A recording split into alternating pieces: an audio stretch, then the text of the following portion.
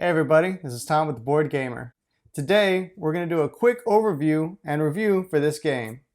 If you want the full how-to, go ahead and click this icon up here or the link in the description. Now let's get into it. Dead of Winter is a 2 to 5 player cooperative game with a possible defector. This game is for ages 13 and up with an average gameplay length of 1 to 2 hours, published by Plaid Hat Games. The basic overview of Dead of Winter is to complete the main objective card as well as your individual secret objective cards before time or morale runs out. The main objectives are either chosen or picked at random, and the secret objective cards are always random and consist of 2 non-betrayal cards per player and 1 betrayal card. This means there is always a chance for a traitor, but the chance is never 100%. Dead of Winter is harsh enough to make you feel that every decision you make is very important. But the mechanics used are fair enough to make you never really feel like you've been cheated by the game. This balance allows you and the others you play with to enjoy such a rough setting and environment. And if what you want is more world building, these Crossroads cards help provide that.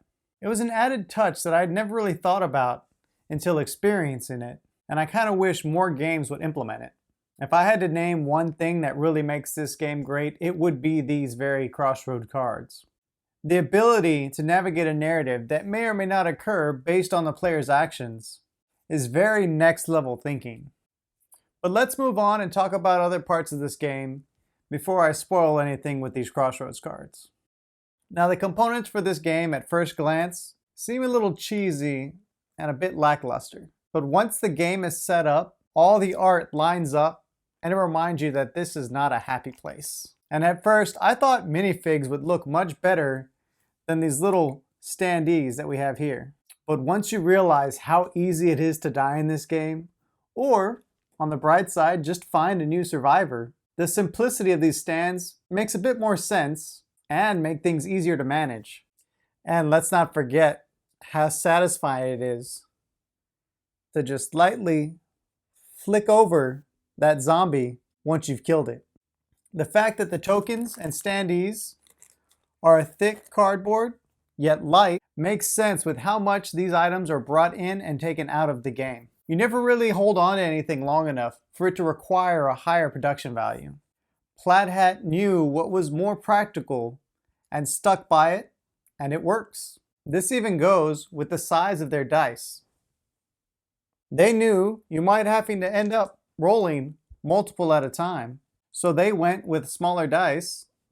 That way when rolling multiple at a time, nobody feels like it's a hassle lugging all these larger 6-sided dice. Or when storing them on your player mat, it would never feel like it was overcrowded and you couldn't see other things on there. My only complaint for the game would be the lack of color. And I understand this is supposed to be winter, and it's dark and dirty and damp, but you can express that with a bit more than just beige and blue. But as a whole, the game looks good and is practical and not overproduced. I want to say I was pleasantly surprised with how easy Dead of Winter was to pick up and play. Now I say play because it is not an easy game to beat. The player board has a list of all the phases as well as all the actions that can be taken with or without action dice. Sadly though, if you wish to move or attack, you must roll the dreaded nightmare dice. The die that has more sides that do nothing on it always know when you can't afford to take another hit. This little red ball of death is the true enemy of the game. But thankfully, If all your characters die, you can always just draw a new one. But each time a character dies, your morale does drop by 1, and if it finally goes to 0, the game is over and you have lost. Thankfully, you'll be with your friends because this is a cooperative game, even though there may be a traitor between one of you. And you will all have to work together because there is a chance that you could be exiled from the colony and you will no longer gain any benefits nor provide any support to that colony. But enough about that. Another thing that really helps with the ease of play is the ability to pick your main objective. You can pick from a short, medium, or long game, and each one of these have different win and setup conditions. And this really makes it easier to bring to the table if you have certain time constraints and can't play all day. But with that being said, any game can be cut short just by a series of misfortunate events. Like rolling this tooth on this little death die when moving back to the colony and having it spread from character to character to character until the colony is practically empty. The best advice I can give is try to work together to prevent death and don't push your luck too much. Now, when we talk about luck, Dead of Winter is a strategy game with a very unlucky murder death die. I say that as a joke, but this exposure die will be the bane of this and every playthrough of this game. Although you'll be rolling other dice as well, what you roll is not as important as what you do with those action dice, making this more of a strategy game and less of a luck-based game. Everything in this game that could be strictly luck-based has a strategy to work around that. Whether it's using junk cards to re-roll action dice, or the ability to make noise when at a location to search deeper into that deck. Everything in the game seems fair and workable, which makes the exposure die an event all on its own. It gives tension and a real sense to whether it's worth pushing your luck. You could move to a location to prepare for a future turn and avoid having a mouth to feed in the colony. But you run the risk of rolling that tooth on the exposure die and being game over for you. Or let's switch the direction of that movement. You want to get back to the colony. You roll that tooth, and now not only is your character dead, every character thereafter must decide whether to kill off their character and stop the virus, or attempt rolling the murder death die and rolling a blank, because anything else you roll will count as spreading the infection and will kill that character anyway, and then jump to the next character. These are deep strategy questions and must be treated as such. Given the number of scenarios in this game, as long as the fact that you're likely not to win very many of the scenarios on your first playthrough, gives Dead of Winter a very high replayability score.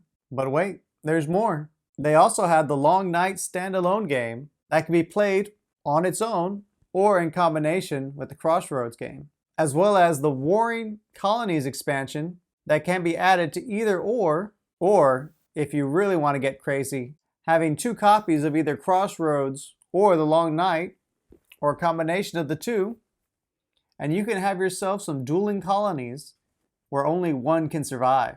But long story short, there's a lot of replayability in this box, but if you want more, there is more out there. When discussing the theme for Dead of Winter, I think we can all agree that they nailed it. This cold, dark wasteland with damp and rotting buildings filled with the undead. Depending upon the scenario, the characters have a direction, which given by clues from the Crossroads cards, is finally something to do other than just survive. The theme lets you know that these characters are not thriving, which give reasons to why there may be a betrayer among you.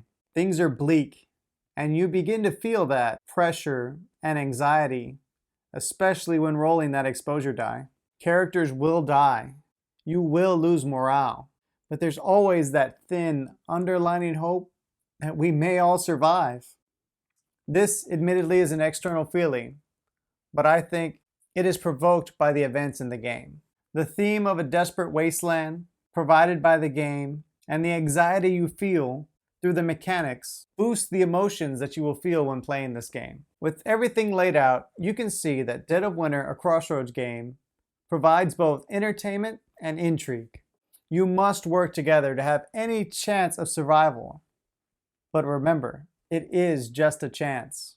Characters will fall, betrayals may occur, but all in all, this board gamer says, come on in out of the cold and play a game of Dead of Winter.